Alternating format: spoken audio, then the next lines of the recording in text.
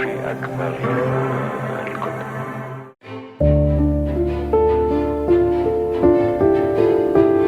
ಗೆಳೆಯರೇ ನಮಸ್ಕಾರ. Lead with Leela ನನ್ನ ಚಾನೆಲ್ಗೆ ನಿಮ್ಮೆಲ್ಲರಿಗೂ ಮತ್ತೊಮ್ಮೆ ಆತ್ಮೀಯವಾದಂತಹ ಸ್ವಾಗತ ಸುಸ್ವಾಗತ. ಸ್ನೇಹಿತರೆ, ನಮ್ಮೆಲ್ಲರಿಗೂ ಮಹಾಭಾರತದ ಅರಿವು ಇದ್ದೇ ಇದೆ. ಕುರುಕ್ಷೇತ್ರ ಯುದ್ಧ ಯಾಕಾಯ್ತು, ಹೇಗಾಯ್ತು, ಅದರ ಪೂರಕ ಯಾವುದು, ಪ್ರೇರಕ ಯಾವುದು, ಇವೆಲ್ಲವೂ ನಮಗೆ ಗೊತ್ತಿರೋಂಥ ಅಂಶನೇ. ಇವರೊಬ್ರು ಸರಿಯಾಗಿದ್ದಿದ್ರೆ ಅಥವಾ ಇವರು ಸರಿಯಾದ ಸಮಯದಲ್ಲಿ ಸರಿಯಾದ ನಿರ್ಧಾರಗಳನ್ನ ತಗೊಂಡಿದ್ರೆ ಈ ಎಲ್ಲ ಅವಘಡಗಳು ಆಗ್ತಾನೆ ಇರ್ಲಿಲ್ಲ ಅನ್ನೋ ಒಂದು ಅಭಿಪ್ರಾಯನ ಈ ವಿಡಿಯೋದಲ್ಲಿ ಇವತ್ತು ಹೇಳ್ತಾ ಹೋಗ್ತಾ ಇದ್ದೀನಿ. ಆ ವ್ಯಕ್ತಿ ಯಾರು ಅಂತ ತಿಳ್ಕೊಬೇಕಾ? Let's get started.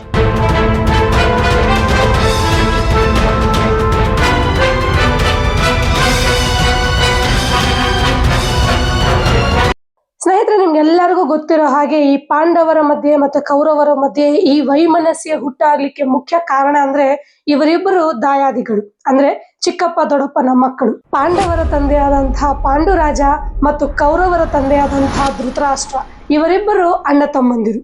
ಇವರ ತಂದೆ ವಿಚಿತ್ರ ವೀರ್ಯ ಹಾಗೂ ಅವರ ತಂದೆ ಶಂತನು ಮಹಾರಾಜ. ಈ ಮಹಾಪಿತ ಭೀಷ್ಮಾಚಾರ್ಯರು ಎಲ್ಲರಿಗೂ ಗೊತ್ತಲ್ವಾ? ಅವರ ತಂದೆಯಾದಂತಹ ಶಂತನುನೇ ಈ ವಿಚಿತ್ರ ವೀರ್ಯರಿಗೂ ತಂದೆ.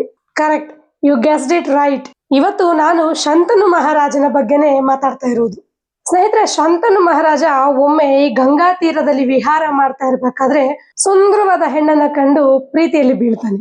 ಸೀದಾ ಆ ಹೆಣ್ಣಿನ ಹತ್ರ ಹೋಗಿ ನನ್ನನ್ನು ಮದುವೆ ಆಗ್ತೀಯಾ ಅನ್ನೋ ಒಂದು ಬಯಕೆಯನ್ನ ವ್ಯಕ್ತಪಡಿಸ್ತಾನೆ.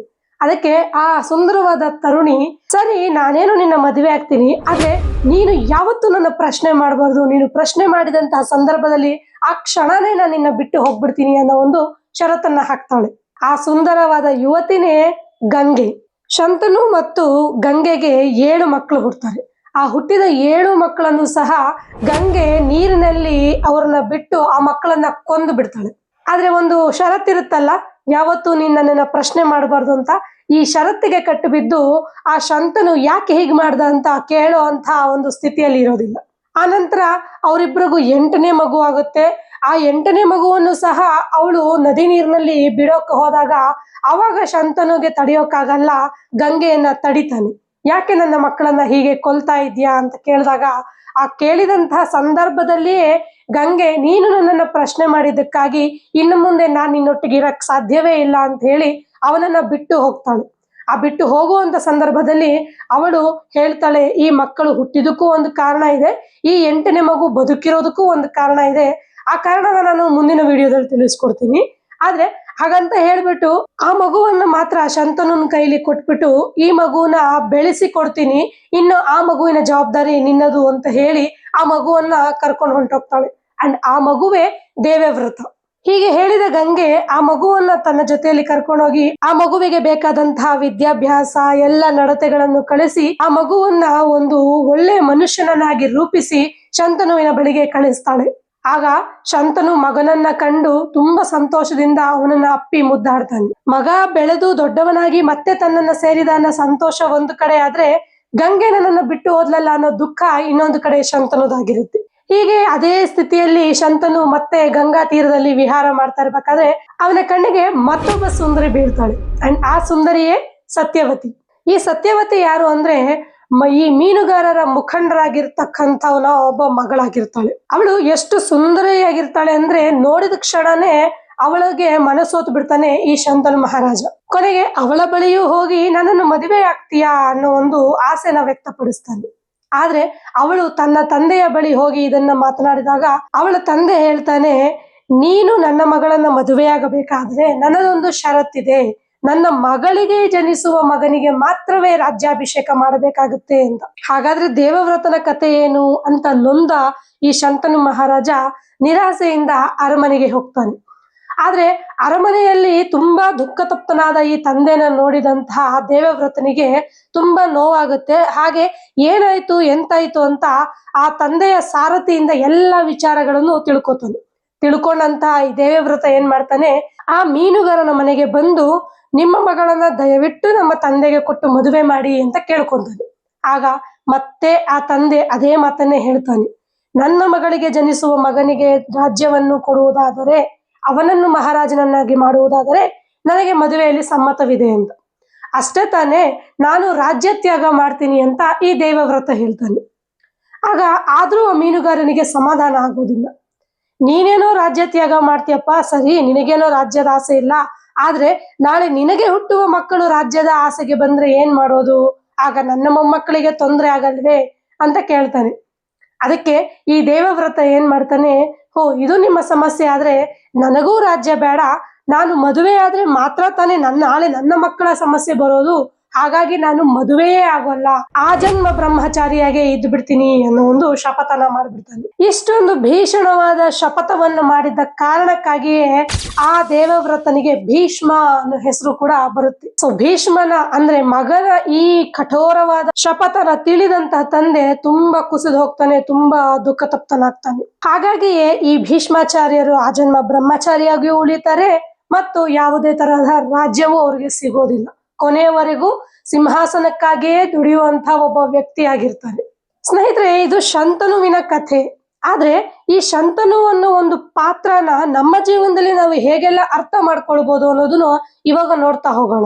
ಮೊದಲನೇದಾಗಿ ನೋಡೋದಾದ್ರೆ, ಈ ವಯೋಸಹಜ ಆಸೆಗಳನ್ನ ಬಿಟ್ಟು ಅಸಹಜ ಆಸೆಗಳನ್ನು ಗೆಲ್ಲಲಾಗದೆ ಸೋತಿದ್ದು ಈ ಶಂತನು ಮಹಾರಾಜ. ಇದರಿಂದ ನಾವು ಕಲ್ತ್ಕೋಬೇಕಾಗಿರೋದೇನಂದ್ರೆ, ಮನುಷ್ಯ ಯಾವಾಗ ಆಸೆಗಳನ್ನ ಅಥವಾ ಅತಿಯಾಸೆಗಳನ್ನ, ಅಸಹಜವಾದ ಆಸೆಗಳನ್ನ ಅವನ ಕೈಯಲ್ಲಿ ಯಾವಾಗ ನಿಯಂತ್ರಿಸಲಿಕ್ಕೆ ಸಾಧ್ಯ ಇಲ್ವೋ ಅವಾಗೆಲ್ಲ ಮನುಷ್ಯ ತೊಂದರೆಗೊಳಗಾಗೋದು ಶತಸಿದ್ಧ. ಇಲ್ಲಿ ಅಸಹಜವಾದ ಅವನ ಆಸೆಯನ್ನ ಬಿಟ್ಟು ಮಗನಿಗೋಸ್ಕರ ತ್ಯಾಗ ಮಾಡಿದ್ರೆ, ಅಕಸ್ಮಾತ್ ಈ ಶಂತನು ಆ ಸತ್ಯವತಿಯನ್ನ ಮದುವೆಯಾಗುವಂತಹ ಬಯಕೆನ ವ್ಯಕ್ತಪಡಿಸದೆ ಇದ್ದಿದ್ರೆ, ಗಂಗೆಯಿಂದ ಸಕಲ ವಿದ್ಯಾ ಪಾರಂಗತನಾಗಿ ಬಂದಂತಹ ದೇವವ್ರತನಿಗೆ ಪಟ್ಟಾಭಿಷೇಕ ಮಾಡಿ ಸಿಂಹಾಸನನ ಒಪ್ಪಿಸಿ ಮಹಾರಾಜನನ್ನಾಗಿ ಮಾಡಿದಿದ್ರೆ ಅವನು ಅಷ್ಟು ವಿದ್ಯಾವಂತ, ಸಂಸ್ಕಾರವಂತ ಮತ್ತು ಸದ್ಗುಣ ಸಂಪನ್ನನೂ ಆಗಿದ್ದ ಅನ್ನೋದು ಎಲ್ಲರಿಗೂ ಗೊತ್ತಿತ್ತು. ಅವನ ಕೈಯಲ್ಲಿ ಸಿಂಹಾಸನ ದಕ್ಕಿದ್ರೆ ಖಂಡಿತವಾಗ್ಲೂ ಈ ಮುಂದೆ ನಡೆದಂತಹ ಯಾವ ಕಥೆಗಳು ಆಗ್ತಾನೆ ಇರ್ಲಿಲ್ಲ. ಇನ್ನು ಎರಡನೇ ಅಂಶ ನೋಡೋದಾದ್ರೆ, ಇಲ್ಲಿ ಶಂತನು ಮನೆಯ ಹಿರಿಯ. ಈ ಇಡೀ ಮಹಾಭಾರತದ ಒಂದು ಚರಿತ್ರೆಗೆ ಮೂಲ ಕಾರಣ ಪುರುಷ ಅಂತಾನೆ ಹೇಳ್ಬೋದು. ಯಾಕಂದ್ರೆ ಅವನ ನಂತರ ಬಂದಂತಹ ರಾಜರುಗಳಿಂದಾನೇ ಈ ಎಲ್ಲಾ ಅಸಮಾಧಾನಗಳು, ಈ ಎಲ್ಲ ತೊಂದರೆಗಳು ಸೃಷ್ಟಿ ಆಗ್ತಾ ಹೋಗಿದ್ದು. ಮನೆಯ ಹಿರಿಯ ಒಬ್ಬ ಕರೆಕ್ಟ್ ಆಗಿ ಸರಿಯಾದ ಟೈಮಲ್ಲಿ ಸರಿಯಾದ ನಿರ್ಧಾರನ ಮಾಡಿದ್ರೆ ಇಡೀ ಕುಟುಂಬನೇ ಕ್ಷೇಮವಾಗಿರುತ್ತೆ ಅನ್ನೋದಕ್ಕೆ ಇದೊಂದು ಮುಖ್ಯ ಉದಾಹರಣೆ ಸ್ನೇಹಿತರೆ. ಅದಕ್ಕೆ ಯಾವಾಗ್ಲೂ ಹೇಳೋದು, ಮನೆಯ ಹಿರಿಯರು ಅಥವಾ ಮನೆಯ ದೊಡ್ಡ ಮಗ ಏನಿದ್ದಾನೆ ಅವನು ಸರಿಯಾಗಿದ್ರೆ ಇಡೀ ಮನೆ ಮಂದಿ ಚೆನ್ನಾಗಿರ್ತಾರೆ ಅನ್ನೋ ಮಾತು ಸುಳ್ಳಲ್ಲ. ಅದಕ್ಕೆ ಇವತ್ತಿಗೂ ನಮ್ಮ ಕಲ್ಚರ್ ಅಲ್ಲಿ ಯಜಮಾನನಿಗೆ ಅಥವಾ ಮನೆಯ ಮುಖ್ಯಸ್ಥನಿಗೆ ಅಷ್ಟು ಪ್ರಾಮುಖ್ಯತೆನ ಕೊಡೋದು, ಅಷ್ಟು ಮರ್ಯಾದೆನ ಕೊಡೋದು. ಯಾಕಂದ್ರೆ ಅವನು ತೋರಿಸುವ ಹಾದಿ, ಅವನು ನಡವಳಿಕೆ ಪ್ರತಿಯೊಂದು ಕೂಡ ತುಂಬಾ ಮುಖ್ಯ ಆಗುತ್ತೆ. ಅವನು ಒಂದು ತಪ್ಪು ಹೆಜ್ಜೆ ಇಟ್ರೆ ಇಡೀ ಕುಟುಂಬನೇ ಅತಂತ್ರ ಆಗೋದಂತೂ ಶತಸಿದ್ಧ. ಕುಟುಂಬದ ಹಿರಿಯನೇ ತಪ್ಪು ಮಾಡಿದ್ರೆ ಅಲ್ಲಿನ ಕಿರಿಯರ ಗತಿ ಏನು? ಇನ್ನು ಮೂರನೇ ಮುಖ್ಯ ಅಂಶ ನೋಡೋದಾದ್ರೆ, ಶಂತನು ಸತ್ಯವತಿನ ಮದುವೆ ಆದಂತಹ ಸಂದರ್ಭದಲ್ಲಿ ದೇವವ್ರತ ಆಲ್ರೆಡಿ ವಯಸ್ಕ. ಎದೆಯತ್ರಕ್ಕೆ ಬೆಳೆದಂತಹ ಮಗ ಇರ್ಬೇಕಾದ್ರೆ ಇನ್ನೊಂದು ಹೆಣ್ಣನ್ನ ಮೋಹಿಸ್ತಾ ಇರೋದು ತಪ್ಪು ಅನ್ನೋದು ಶಂತನುವಿನ ಅರಿವಿಗೆ ಬರ್ಬೇಕಾಗಿತ್ತು. ಅಥವಾ ಸತ್ಯವತಿಯ ತಂದೆ ಈ ರೀತಿ ಷರತ್ತನ್ನ ಹಾಕಿದಾಗ ನನ್ನ ಕನಸುಗಳನ್ನ ಅಥವಾ ನನ್ನ ಆಸೆಗಳನ್ನ ಈಡೇರಿಸ್ಕೊಳ್ಳೋದ್ರ ಜೊತೆಗೆ ಹೋಲಿಸ್ಕೊಂಡಾಗ ನನ್ನ ಮಗ ದೇವವ್ರತನ ಭವಿಷ್ಯ ಇನ್ನೂ ತುಂಬಾ ದೊಡ್ಡದು, ಅವನ ದಾರಿ ಇನ್ನೂ ದೂರ ಇದೆ, ಅವನಿಗೆ ಸಲ್ಲಬೇಕಾದ ಮರ್ಯಾದೆಗಳು, ಗೌರವಗಳದ್ರ ಜೊತೆಗೆ ಅವನ ಮನಸ್ಸಿನ ಆಸೆಗಳು ಕೂಡ ಈಡೇರಿಸೋದು ತಂದೆಯಾಗಿ ನನ್ನ ಕರ್ತವ್ಯ ಅಂತ ಅರ್ಥ ಮಾಡ್ಕೊಂಡು ಆ ಆಸೆನ ಅಲ್ಲಿಗೆ ಅವನು ಬಿಟ್ಬಿಡ್ಬೇಕಾಗಿತ್ತು. ಅವನ ವಯಸ್ಸನ್ನು ಮತ್ತು ದೇವವ್ರತನ ವಯಸ್ಸನ್ನು ಕಂಪೇರ್ ಮಾಡಿ ನೋಡಿದಾಗ ಖಂಡಿತವಾಗ್ಲೂ ಅವನಿಗೆ ಆಲ್ರೆಡಿ ವಯಸ್ಸಾಗಿ ಇನ್ನೇನು ಕೊನೆಯ ದಿನಗಳಲ್ಲಿ ಇದ್ದಂತಹ ಶಂತನು ಅವನ ಆಸೆಗೆ ಕೊಟ್ಟಷ್ಟು ಪ್ರಾಮುಖ್ಯತೆನ ದೇವವ್ರತನ ಆಸೆಗೆ ಕೊಟ್ಟಿದ್ರೆ ಇಷ್ಟು ಸಮಸ್ಯೆ ಉಂಟಾಗ್ತಾನೆ ಇರ್ಲಿಲ್ಲ. ಇಲ್ಲ, ಇನ್ನೊಂದು ಕಡೆ ನೋಡೋದಾದ್ರೆ, ದೇವವ್ರತನೇ ಸ್ವತಃ ಶಪಥ ಮಾಡಿ ತನ್ನ ತಂದೆಗೋಸ್ಕರ ಅವನೇ ಅವನ ಜೀವನದ ಆಸೆ ಖುಷಿಗಳನ್ನೆಲ್ಲ ತ್ಯಾಗ ಮಾಡಿ ತಂದೆಯ ಸಂತೋಷನ ನೋಡ್ಬೇಕು ಅನ್ನೋದಕ್ಕೋಸ್ಕರ ಇಷ್ಟೆಲ್ಲ ಮಾಡ್ದ ಅನ್ನೋದು ಸರಿ. ಆದ್ರೆ ಮಗನ ನಿರ್ಧಾರ ಸರಿನಾ ತಪ್ಪ ಅಥವಾ ಅದರಿಂದ ಆಗುವಂತಹ ನಷ್ಟ ಎಷ್ಟು ಮಗನಿಗೆ ಅನ್ನೋದನ್ನ ಯೋಚನೆ ಮಾಡಿ ಶಂತನು ನಿರ್ಧಾರ ತಗೋಬೇಕಾಗಿತ್ತು ಅನ್ನೋದು ನನ್ನ ವೈಯಕ್ತಿಕ ಅಭಿಪ್ರಾಯ. ಇದನ್ನೇ ಇವತ್ತಿನ ಮಾಡರ್ನ್ ಸೊಸೈಟಿಗೆ ನಾವು ಹೋಲಿಸ್ಕೊಳ್ಳೋದಾದ್ರೆ, ಅಪ್ಪ ಹಾಕಿದ ಹಾಲದ ಮರ ಅಂತ ಬಹಳಷ್ಟು ಮಂದಿ ಹಿರಿಯರು ತಮ್ಮ ದಾರಿಯಲ್ಲೇ ಹೋಗ್ತಾರೆ, ತಮ್ಮ ನಿರ್ಧಾರಗಳನ್ನೇ ಅಂತಿಮ ನಿರ್ಧಾರ ಅಂತ ಕುಟುಂಬದಲ್ಲಿ ತುಂಬಾ ಒಂದು ಡಾಮಿನೇಟಿಂಗ್ ನೇಚರ್ನ ಬೆಳೆಸ್ಕೊಂಡಿರ್ತಾರೆ. ಇವತ್ತಿನ ಪೀಳಿಗೆ ಜನರ ಕನಸೇನಿದೆ, ಇವತ್ತಿನ ಪೀಳಿಗೆಯ ಜನರ ಖುಷಿ ಏನಿದೆ ಅವರ ಕಲ್ಪನೆ ಏನಿದೆ ಅದನ್ನ ಯೋಚನೆ ಮಾಡ್ದಲೆ ಅವರ ನಿರ್ಧಾರಗಳನ್ನೇ ಅವರ ಮೇಲೆ ಹೇರೋದು ಎಷ್ಟೊಂದ್ ಮಟ್ಟಕ್ಕೆ ತಾನೇ ಸರಿ. ಅವಾಗ್ಲೇ ಈ ಜನರೇಷನ್ ಗ್ಯಾಪ್ ಅನ್ನೋದು ಕೂಡ ಸೃಷ್ಟಿಯಾಗೋದು. ಈ ಹಿಂದಿನ ವಿಡಿಯೋದಲ್ಲಿ ಆಲ್ರೆಡಿ ಹೇಳಿರೋ ಹಾಗೆ ಇದು ಕುಟುಂಬದಲ್ಲಿ ಒಂದು ಕಲಹಗಳನ್ನ ಕ್ರಿಯೇಟ್ ಮಾಡುತ್ತೆ, ಒಂದು ಗ್ಯಾಪ್ ನ ಕ್ರಿಯೇಟ್ ಮಾಡುತ್ತೆ. ನಮ್ಮ ಕಾಲ ಅಂತೂ ಮುಗೀತು, ಈಗ ನಮ್ಮ ನಿರ್ಧಾರಕ್ಕಿಂತ ಹೆಚ್ಚಾಗಿ ನಮ್ಮ ದಾರಿ ಬೇರೆ, ಆದ್ರೆ ಇವತ್ತಿನ ಜನರೇಷನ್ ದಾರಿ ಬೇರೆ. ನಮ್ಮ ಪೀಳಿಗೆಯವರು ಇದ್ದಿದ್ದು ಬೇರೆ, ಇವತ್ತಿನ ಪೀಳಿಗೆಯವರು ಇರೋದು ಬೇರೆ. ಇವಾಗ ಅವರ ಕನಸುಗಳಿಗೆ ನಾವು ಬೆಂಬಲ ತೋರಿಸ್ಬೇಕೇ ಹೊರತು ನಮ್ಮ ಹೊರೆಯನ್ನ ಅವ್ರ ಮೇಲೆ ಹೊರಿಸಬಾರ್ದು ಅನ್ನೋ ಒಂದೇ ಒಂದು ಯೋಚನೆ ನಮ್ಮ ಹಿರಿಯರಲ್ಲಿ ಬಂದ್ರೆ ಮುಂದಿನ ಪೀಳಿಗೆಯವರು ಖಂಡಿತವಾಗ್ಲೂ ದಾರಿ ತಪ್ಪೋದು ಇಲ್ಲ, ಅಂಡ್ ಹಿಂದಿನ ಜನರೇಷನ್ ಅವ್ರನ್ನ ಹೇಟ್ ಕೂಡ ಮಾಡೋದಿಲ್ಲ. ಇಲ್ಲಿ ಹೇಟ್ ಮಾಡೋದು ಅಥವಾ ಲವ್ ಮಾಡೋದು ಅನ್ನೋದಕ್ಕಿಂತ ಹೆಚ್ಚಾಗಿ ಯಾವುದು ಸರಿ ಯಾವುದು ತಪ್ಪು ಎರಡೂ ತೀರ್ಮಾನಗಳನ್ನ ತೂಕ ಮಾಡಿ ನೋಡಿದಾಗ ಈ ಶಂತನುವಿನ ಆಸೆಗೂ ದೇವವ್ರತನ ಭವಿಷ್ಯಕ್ಕೂ ಎರಡನ್ನೂ ಸಮಾನವಾಗಿ ತುಲನೆ ಮಾಡಿ ನೋಡಿದಾಗ ಖಂಡಿತವಾಗ್ಲೂ ನನಗನ್ಸೋ ಪ್ರಕಾರ ಅಲ್ಲಿ ದೇವವ್ರತನ ಭವಿಷ್ಯನೇ ತುಂಬಾ ಹೆಚ್ಚು ತೂಕವಾದದ್ದು. ಇಲ್ಲಿ ಯಾರ್ದು ಸರಿ ಯಾರ್ದು ತಪ್ಪು ಅನ್ನೋ ನಿರ್ಧಾರಕ್ಕಿಂತ ಹೆಚ್ಚಾಗಿ ಯಾರ ಕಡೆ ಎಷ್ಟು ತೂಕ ಇದೆ, ಯಾರಿಗೆ ಎಷ್ಟು ಪ್ರಯೋಜನ ಇದೆ, ಯಾರಿಗೆ ಎಷ್ಟು ನಷ್ಟ ಇದೆ ಅನ್ನೋದನ್ನ ಯೋಚನೆ ಮಾಡಿ ತೀರ್ಮಾನ ತಗೊಂಡಾಗ ಖಂಡಿತವಾಗ್ಲೂ ಎಲ್ಲಾ ನಿರ್ಧಾರಗಳು ಒಳ್ಳೆ ಫಲಕಾರಿಯೇ ಆಗಿರುತ್ತೆ. ಸಿಂಪ್ಲಿ ಸ್ಪೀಕಿಂಗ್, ನನಗೆ ಮಹಾಭಾರತದಲ್ಲಿ ಶಂತನುವಿನ ಆಸೆಕಿನ್ನ ದೇವವ್ರತನ ಭವಿಷ್ಯನ ನೋಡ್ಬೇಕಾಗಿತ್ತು ಅನ್ನೋದು ಒಂದು ವೈಯಕ್ತಿಕ ಅಭಿಪ್ರಾಯ ಅಷ್ಟೇ. ಗೆಳೆಯರೇ, ನನಗೆ ಖಂಡಿತವಾಗ್ಲೂ ಗೊತ್ತು ಮಹಾಭಾರತದ ಒಂದೊಂದು ಅಂಶವು ಒಂದೊಂದು ಎಳೆಯು ಕೂಡ ಪೂರ್ವ ನಿರ್ಧಾರಿತ. ಯಾವುದೇ ಒಂದು ಘಟನೆಯೂ ಕೂಡ ಕಾರಣ ಇಲ್ಲದೆ ಆಗಿಲ್ಲ ಅನ್ನೋದು ನನಗೆ ಖಂಡಿತ ಗೊತ್ತು. ಆದ್ರೂ ಒಬ್ಬ ಪ್ರೇಕ್ಷಕನಾಗಿ ನಾನು ಮಹಾಭಾರತದನ್ನ ಅರ್ಥ ಮಾಡ್ಕೊಳ್ಳೋ ಪ್ರಯತ್ನ ಮಾಡುವಾಗ ನನಗನ್ಸಿದ ಒಂದು ಪುಟ್ಟ ಅಭಿಪ್ರಾಯ ಅಷ್ಟೇ ಇದು. ಇಲ್ಲಿ ಶಂತನು ತಪ್ಪು ಅಂತ ನಾನು ಖಂಡಿತವಾಗ್ಲೂ ಹೇಳ್ತಾ ಇಲ್ಲ. ಇಲ್ಲಿ ನಾನು ಹೇಳಕ್ ಹೊರಟಿದ್ದು ಇಷ್ಟೇ, ಯಾವುದೇ ಒಂದು ಪಾತ್ರ ಈಗಿಲ್ಲದಿದ್ರೆ ಈಗಾಗಿದ್ರೆ ಏನಾಗ್ಬೋದಾಗಿತ್ತು ಅನ್ನೋ ಒಂದು ಚಿಕ್ಕ ಕಲ್ಪನೆ ಅಷ್ಟೇ. ಈ ಕಲ್ಪನೆ ನಿಮಗೆ ಇಷ್ಟ ಆಗಿದ್ರೆ ಅಥವಾ ಇವತ್ತಿನ ಪ್ರಪಂಚಕ್ಕೆ ಆ ಶಂತನುವಿನ ಪಾತ್ರ ಎಷ್ಟು ಸೂಕ್ತ, ಆ ಬದಲಾವಣೆ ಆಗಿದ್ರೆ ಇವತ್ತಿನ ಪ್ರಪಂಚಕ್ಕೆ ಅದು ಎಷ್ಟು ಪರ್ಯಾಯವಾಗಿರ್ತಿತ್ತು ಅನ್ನೋದ್ರ ಈ ಒಂದು ಪರಿಕಲ್ಪನೆ ಏನಿತ್ತು ಅದು ನಿಮಗೆ ಇಷ್ಟ ಆಗಿದ್ರೆ ಖಂಡಿತವಾಗ್ಲೂ ನನ್ನ ಚಾನಲ್ ಲೈಕ್ ಮಾಡಿ, ಶೇರ್ ಮಾಡಿ ಮತ್ತು ಸಬ್ಸ್ಕ್ರೈಬ್ ಆಗೋದನ್ನ ಮರಿಬೇಡಿ.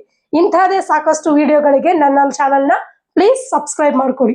ಮುಂದಿನ ವಿಡಿಯೋದಲ್ಲಿ ಈ ದೇವವ್ರತ ಯಾರು, ಅವನ್ ಯಾಕೆ ಇಷ್ಟೆಲ್ಲ ತ್ಯಾಗ ಮಾಡ್ಬೇಕಾಯ್ತು, ಯಾಕೆ ಇಷ್ಟೆಲ್ಲ ನೋವು ಅನುಭವಿಸ್ಬೇಕಾಯ್ತು ಅನ್ನೋದನ್ನ ತಿಳ್ಕೊಳ್ಳೋಣ. ಸಿಗೋಣ ಮುಂದಿನ ವಿಡಿಯೋದಲ್ಲಿ ಭೀಷ್ಮನ ಪಾತ್ರದೊಂದಿಗೆ. ನಮಸ್ಕಾರ.